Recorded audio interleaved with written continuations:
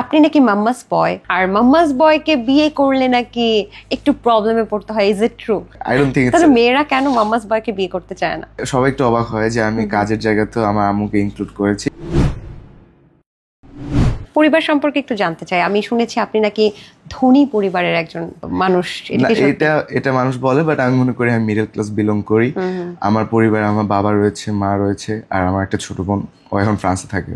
আচ্ছা আচ্ছা, আপনি নাকি মাম্মাস বয়? Kind of. আমি আম্মুর কথা অনেক মানি, আম্মুর কথা অনুযায়ী চলার চেষ্টা করি। আর আমার মনে হয় প্রত্যেকটা মানুষের মামাস বয় হওয়াটা আসলে ইটস এ প্লাস পয়েন্ট। মার মতো একজন যদি গার্ডিয়ান থাকে যে কাজের দিক থেকেও আমাকে অ্যাডভাইস করছে, আমি যেটা করতে যাচ্ছি বা আমি নতুন কোনো আইডিয়া যদি আসে আমি সেটা আমার মার সাথে শেয়ার করতে পারছি। আর আমার আম্মু অনেক আন্ডারস্ট্যান্ডিং, সে বুঝে এই জিনিসটা।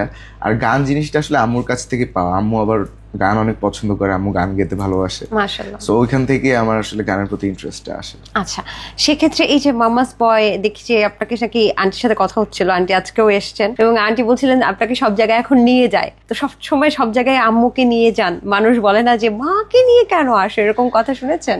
জি শুনেছি, বলতে সবাই একটু অবাক হয় যে আমি কাজের জায়গাতেও আমার আম্মুকে ইনক্লুড করেছি। মানে এখন তো আমার জানতে ইচ্ছে করছে আপনার বয়স কত হলো?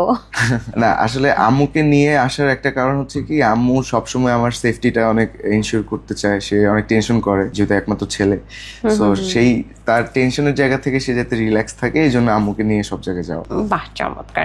আচ্ছা, মাম্মাস বয়ের প্লাস পয়েন্ট তো আছেই, মা সবসময় পাশে থাকে, মানে কোনো রকম ভুল করা যাবে না। আর মাম্মাস বয়কে বিয়ে করলে নাকি একটু প্রবলেমে পড়তে হয়, ইজ ইট ট্রু?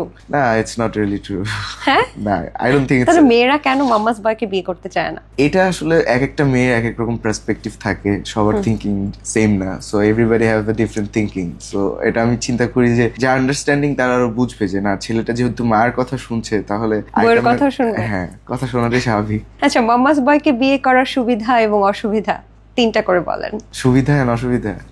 সুবিধা হচ্ছে অনেক আন্ডারস্ট্যান্ডিং হয়, অনেক লয়াল হয়, আর অনেক ট্রাস্টওয়ার্দি হয়।